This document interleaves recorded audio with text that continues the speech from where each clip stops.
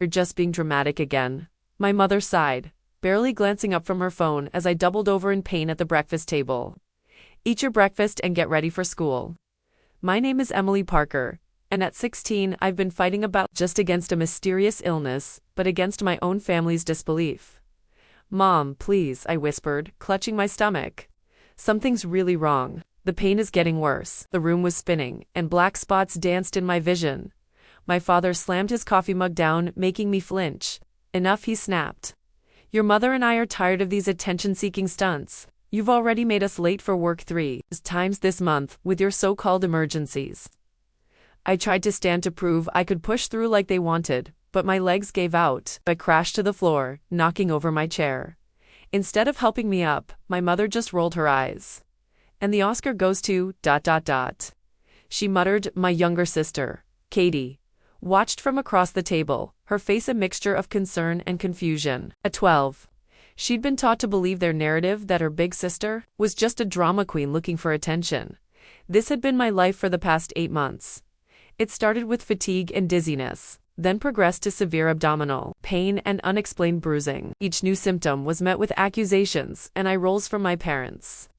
They were pillars of our community. My father, a successful businessman. My mother, head of the PTA. Their perfect daughter couldn't possibly be sick. Get up, Emily, my father ordered. You're going to school. I somehow made it to my feet, using the table for support. My vision swam, but I knew better than to complain. Last time I'd insisted on going to the hospital, I'd been grounded for a month for wasting their time and money. School was a blur of pain and exhaustion. My once perfect grades had started slipping, giving my parents more ammunition. See, this is what happens when you spend all your energy pretending to be sick. Instead of studying, they'd say. My best friend Olivia was the only one who believed me. She watched me deteriorate day by day, powerless to help. During lunch, I could barely keep my food down. You're getting worse, she whispered, watching me push my untouched sandwich away. You need to see a doctor. They won't take me, I replied, my voice hollow. They think I'm doing this for attention. That's when it happened. The pain in my stomach suddenly became unbearable. I tried to stand, but the world tilted sideways. The last thing I heard was Olivia screaming my name as everything went black. I woke up in the nurse's office with Mrs. Hanson, our school nurse, looking down at me with deep concern. Emily, I've called your parents, she said firmly, and this time they're going to listen. My parents arrived looking annoyed and embarrassed. We're so sorry about this, my mother started, her public face firmly in place. Emily has been Mrs. Parker.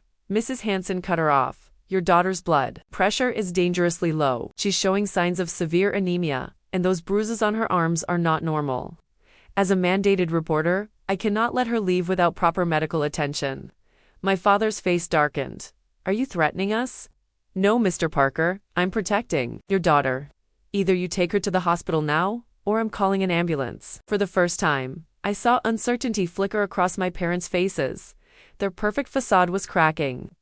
Fine, my father snapped. We'll take her, but when they tell us there's nothing wrong, you'll be hearing from our lawyer. The drive to the hospital was tense. My mother kept muttering about attention-seeking behavior, while my father gripped the steering wheel so tight his knuckles were white. I sat in the back seat fighting waves of nausea, silently praying that this time someone would finally figure out what was wrong. In the emergency room, the doctor ordered immediate blood work. My parents sat impatiently, already crafting their angry speeches about wasted time. But when the doctor returned with my results, his face was grave.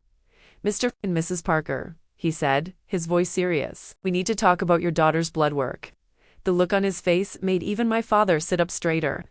For the first time since I'd gotten sick, I saw fear in my parents' eyes. Emily's blood work shows severe abnormalities. Her white blood cell count is critically high, and her platelets are dangerously low. We need to admit her immediately. My mother's perfectly composed face cracked. What exactly are you saying? We need to run more tests, the doctor replied, his eyes fixed on me with genuine concern.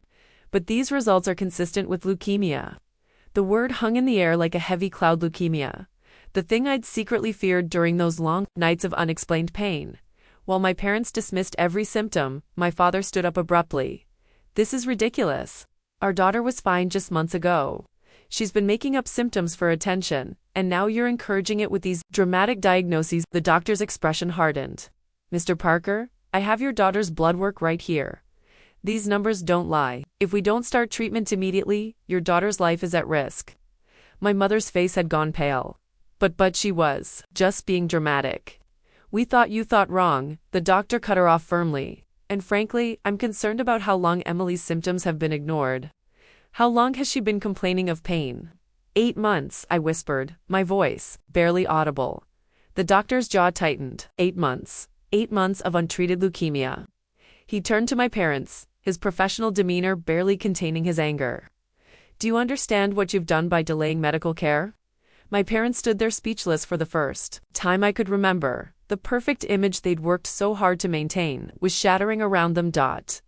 Everything moved quickly after that. I was admitted to the oncology ward, where a kind nurse named Maria helped me settle in. She took one look at my bruised arms and exhausted face and promised, "We're going to take care of you now, sweetheart." My phone buzzed with a message from Olivia. Mrs. Hansen told me what happened. "I'm so sorry, Em. I knew something was wrong. I should have done more." I texted back with shaking hands. "You believed me. That was enough." My parents sat in a corner of my hospital room, looking lost and small. The perfect Parker family image was crumbling. My mother's makeup was streaked with tears, she couldn't hide anymore, and my father's authoritative presence had deflated into something almost unrecognizable. The oncologist, Dr. Matthews, came in to explain my treatment plan. "We're looking at aggressive chemotherapy," she said, her voice gentle but firm. "The cancer has progressed significantly due to the delayed diagnosis." My father tried to interrupt, but Dr. Matthews held up her hand. "Mr. Parker, I need you to listen. Your daughter's cancer is advanced. If she had received medical attention when her symptoms first appeared, we might be having a very different conversation." The weight of those words seemed to physically hit my parents. My mother started sobbing while my father slumped in his chair, his face ashen. "I tried to tell you," I whispered, tears rolling down my cheeks.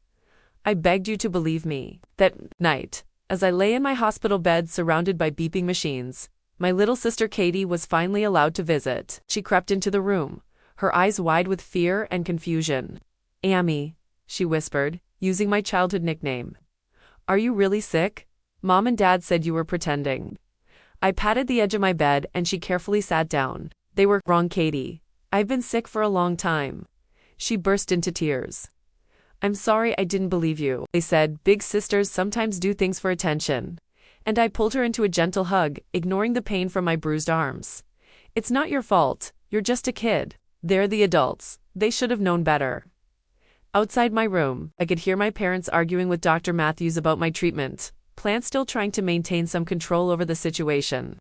But their voices no longer held the same authority. Their words were tinged with desperation and guilt. Maria came in to check my vitals, shooing Katie out with a kind but firm reminder about visiting hours. She adjusted my fore. She noticed me wiping away tears. "You know what the strongest medicine is?" she asked, straightening my blankets. "The truth. It hurts at first, but it's the only thing that really heals." I nodded, understanding she meant more than just my physical illness. The truth was finally out, and while it was devastating, it was also liberating. No more being called a liar. No more dismissing my pain. No more pretending.